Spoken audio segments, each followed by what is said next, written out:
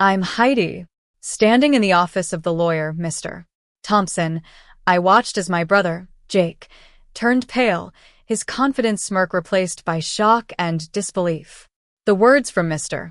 Thompson still echoed in the air. Your sister, Heidi, is the sole beneficiary of your father's private trust, which includes diversified investments, property deeds, and accounts totaling over $3 million. Jake stared at me, his voice cracking. You knew about this? I simply replied, I found it in the house you laughed at. He shook his head, refusing to believe it. No, Dad wouldn't. He wouldn't hide something like that from me. Mr. Thompson sighed and said, he did. He wanted to see how each of you would handle what you were given. You were left the company, Jake. Your sister was left the house. This moment was a far cry from the day of the will reading. Let me take you back to that fateful day. My father, Henry, was a man of few words but strong principles. He was a former naval officer who had founded a successful software company, Tech Innovations, from the ground up. People in our town of Ridgewood called him the silent strategist because of his calm and calculated approach to business. Jake, my older brother by 3 years, was the complete opposite of me. Growing up, he was the life of the party, the confident one who could charm anyone he met.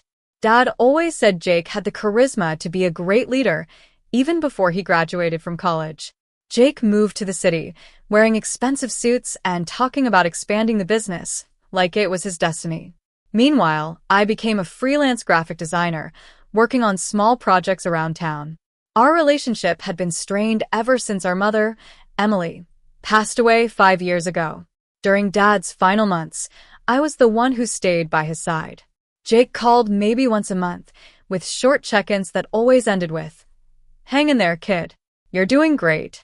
He never asked about the long nights I spent making sure Dad took his medicine, or the times I had to clean up his spills. There was also our family friend, Mrs. Harris. She had been with our family for over 15 years, first as Dad's secretary and then as his caretaker when his health started to decline. She was a woman of great wisdom and kindness. Sometimes she would look at me and say, your dad is proud of you, Heidi. He just doesn't know how to show it. I would smile and nod, but deep down, I wasn't sure if I believed her. One foggy morning, just before dawn, Dad asked me to open the window. The cold air rushed in, carrying the smell of wet grass. He looked out at the garden he had planted when I was born and said, you always notice the little things, Heidi. That's your strength. Never let anyone make you doubt that. 2 days later, he passed away peacefully, as if he had completed his life's mission. At the funeral, Jake arrived in a sleek black suit and sunglasses, looking like $1 million. He shook hands with everyone, talking about the company and Dad's legacy. I stood by the casket, feeling like an outsider. After the service, Jake clapped me on the shoulder and said, you did a good job, Heidi. Dad would be proud. But his smile didn't reach his eyes. 3 weeks later, Mr. Thompson called us to his office for the will reading. The office smelled of old books and leather. The large oak table in the middle of the room seemed to stretch on forever. Jake sat on one side, crossing his legs and flashing his expensive cufflinks. I sat on the other side, holding my bag tightly in my lap, trying not to look at the framed certificates on the wall. Mr. Thompson adjusted his glasses and began to read. To my son, Jake, I leave Tech Innovations, including all its assets, accounts, and operations, valued at approximately $4 million. Jake let out a soft whistle and leaned back, looking like he had just won the lottery. Then Mr.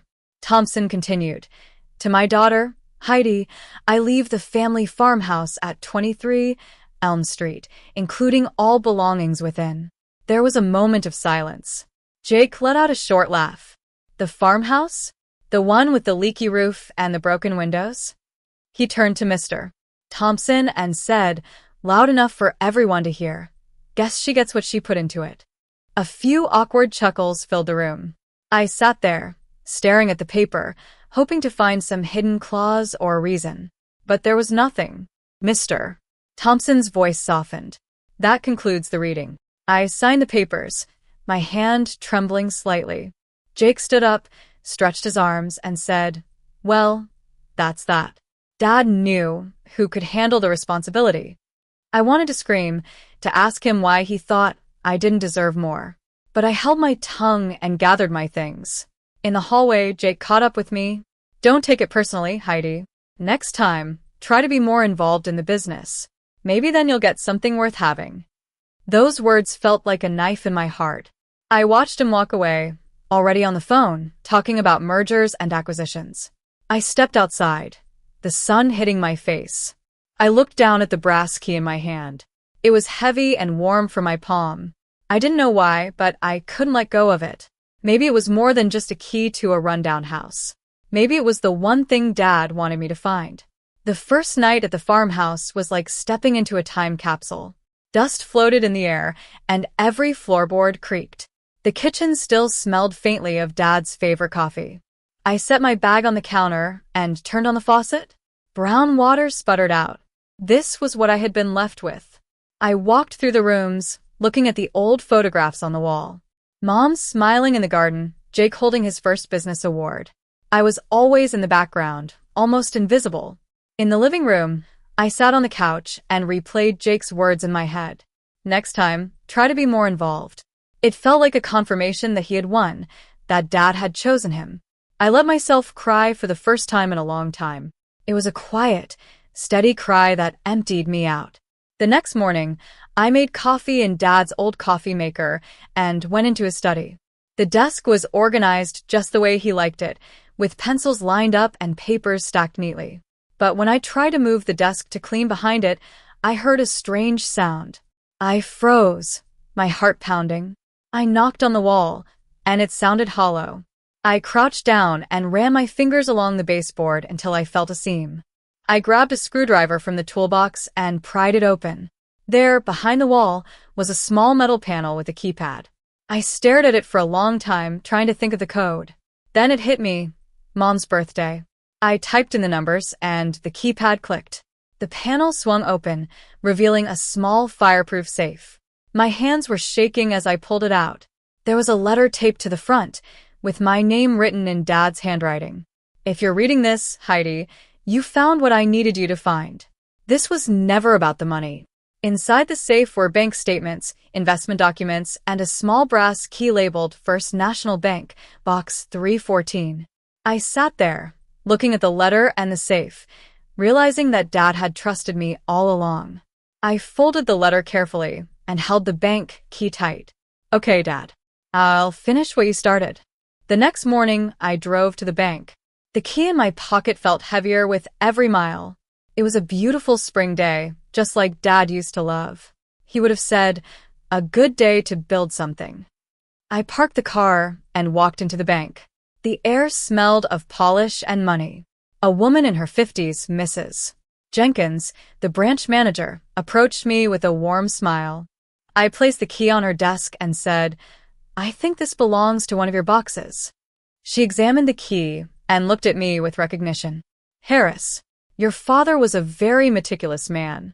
He always came in on Wednesdays, same time, same briefcase." She led me through a set of heavy doors into the vault area. The walls hummed softly from the climate control. We stopped in front of a small safety box marked 314. "Take all the time you need," she said, and left me alone. The lock clicked open easily. Inside were neatly stacked folders, sealed envelopes, and a flash drive. The first folder was labeled Investments 2005 to 2023. Each document detailed shares, bonds, and accounts that I had never known existed. At the bottom was an envelope with my name. I opened it slowly. "Heidi, if you're reading this, you passed the test I couldn't give your brother. Jake has always measured success by fame and fortune. You've always measured it by hard work and dedication. I built the company for him to run, but I built this for you to understand. Inside this box is everything I've saved since you were 12. It's yours. Use it wisely, and never let arrogance get in the way. You are my balance. Make me proud. Love, Dad." The numbers on the statements blurred before my eyes. It was a total of $3 million. Enough to rebuild the farmhouse, pay off debts, and start a new life. But more than that, It was proof that Dad had seen my worth. That afternoon, I called Mr. Thompson. "I need to meet with Jake present," I said. He hesitated. "Is this about the estate?" "It's about closure," I replied. 2 days later, Jake arrived at the lawyer's office, late as usual. The same oak table, the same office, but the atmosphere was different. It was thick with anticipation. I sat across from him, calm and confident, with a folder in front of me. Jake sat down and flashed his practice smile. "So, what's this about?" "I've decided to sell the farmhouse," I said. Mr. Thompson cleared his throat. "Actually, Jake, there are some matters regarding your father's private holdings that need to be clarified." Jake frowned. "Private holdings?" "Yes, Mr. Thompson said, opening the folder I had given him. "Your father maintained a separate trust not listed in the initial will. He instructed that it be disclosed only once certain conditions were met." Jake's smile faded. "What conditions?" I spoke up. "That I find it myself." He laughed. "You find what?" A hidden trust, Mr. Thompson said. "It includes diversified investments, property deeds, and accounts totaling over $3 million, all of which belong to your sister." Jake's face went pale. "What?" "Dad wouldn't do that. He wouldn't hide something like this from me." Mr. Thompson sighed. "He did. He wanted to see how each of you would handle your inheritance." Jake slammed his hand on the table. "That company was a mess. He set me up to fail." I looked at him calmly. "He set you up to learn. You could have made it work if you had been more responsible." Jake turned to me, his eyes filled with anger. "You think this makes you better than me? You got lucky." I met his gaze. "No, I got tested and I passed. Dad knew what he was doing." Mr. Thompson then took out another letter. "There's one more thing your father asked me to read. To my children, Jake, leadership is about responsibility, not control. I gave you the company to build, not to boast. Heidi, you understood the true value of things without chasing after them. You saw what others missed. That's why the future belongs to you." The room fell silent. Jake's jaw tightened. He stood up and said, "You think this is over? It's not." I stood up too. "It already is, Jake.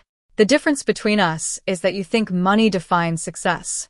I think it's about the choices we make." He stormed out of the office, slamming the door behind him. Mr. Thompson looked at me and said, "Your father would be proud, Heidi. Not for what you inherited, but for who you are." A week later, I drove back to the farmhouse. The sky was turning orange, and the fields were filled with the sound of crickets. I walked up to the porch with a can of paint in one hand and the brass key in the other. The lock turned smoothly, as if it had been waiting for me. Inside, the light shone through the windows, illuminating the dust and memories. I spread the papers from the trust on the table and started to plan. I knew that this was the beginning of a new chapter. Jake called me a few days later. His voice was strained. "Heidi, the company is bankrupt. Payroll bounced, and the clients have left. I need help, just a loan to keep it afloat." I looked out the window at the trees swaying in the wind. "Dad gave you a company worth millions, Jake. You could have made it work. You need to take responsibility for your mistakes." He went silent for a moment, then hissed, "You always thought you were better than me." I replied, "No, I just learned from Dad." "You didn't." And with that, I hung up the phone. 2 years have passed since then. The farmhouse has been transformed into the headquarters of my design firm, Elm Street Designs. Clients come from all over the town, drawn to the warm and inviting spaces I create. People say I have Dad's attention to detail and his ability to turn something broken into something beautiful. Jake's name comes up now and then. I hear that he moved back to town, took a low-level job, and sold his expensive cars. The empire he once boasted about is gone. But I don't feel any sense of triumph. I just feel a quiet sense of justice. Sometimes, I still open the letter from Dad. The paper has yellowed at the edges, but the words are as clear as ever.